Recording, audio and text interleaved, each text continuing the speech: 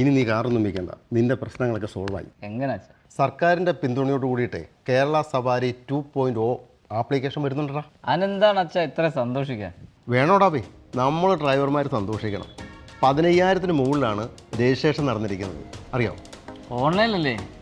നമ്മൾ ഡ്രൈവർമാരുടെ കയ്യിൽ നിന്ന് കമ്മീഷനും പോകും, അതിനുള്ള പരിപാടിയല്ലേ? ഈ മറ്റുള്ള ഓൺലൈൻ കമ്പനികളുണ്ടല്ലോ, 25 മുതൽ 30% വരെ കമ്മീഷൻ എടുക്കുമ്പോൾ കേരള സവാരി കമ്മീഷൻ എടുക്കുന്നേ ഇല്ല. അതാണ് അതിൻ്റെ പ്രത്യേകത. ഇല്ലയോ? അങ്ങനെയാണെങ്കിൽ യാത്രക്കാർക്കും നമ്മൾ ഡ്രൈവർമാർക്കൊക്കെ നല്ലതായിരിക്കില്ല അച്ഛൻ. പറയാനുണ്ടോ?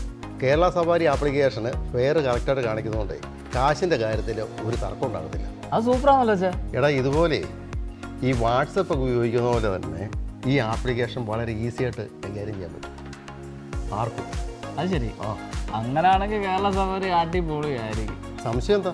കേരള സവാരി കേരളത്തിൽ എല്ലായിടത്തും ഒരുമിച്ചാണ് സ്റ്റാർട്ട് ചെയ്യുന്നത്. ചുരുക്കം പറഞ്ഞാൽ കേരള സവാരി കേരളം മുഴുവനും ഉണ്ടായിരിക്കും, അതല്ലേ? പറയാനുണ്ടോ? ഗോഡ്സ് ഓൺ കൺട്രിയുടെ മുക്കിലും മൂലയിലും കേരള സവാരിയുടെ സാന്നിധ്യം ഉണ്ടായിരിക്കും. പക്ഷെ കൊച്ചുപാപ്പ, ഈ കേരള സവാരിയുടെ റേറ്റിൻ്റെ കാര്യം എങ്ങനെ ആയിരിക്കും?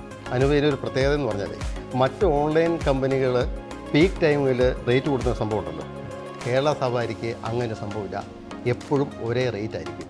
എന്നാ കൊച്ചുപാപ്പ, ഞാൻ എൻ്റെ ഈ കാർ വിൽക്കുന്നില്ല. അടിപൊളി. ഞാൻ ഈ കേരള സവാരിയിലൊരു ഭാഗമാണ് തീരുമാനിച്ചു. നീ ഇതിൻ്റെ ഭാഗമായി കഴിഞ്ഞ് കഴിഞ്ഞാൽ കമ്മീഷൻ പോകുന്നുള്ള പേടി ഇനി വേണ്ട. ഇനി എന്തിനാ കൊച്ചുപാപ്പ പേടിക്കുന്നത്?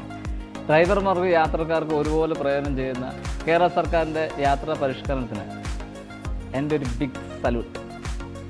മറ്റു കോർപ്പറേറ്റ് കമ്പനികളെ സഹായിക്കുന്നതിന് പകരം കേരള സവാരിയെയും ഡ്രൈവർമാരെയും അവരുടെ കുടുംബത്തെയും സംരക്ഷിക്കുകയും സഹായിക്കുകയും ചെയ്യുകയാണ് നമ്മൾ ഓരോരുത്തരും ചെയ്യേണ്ടത്.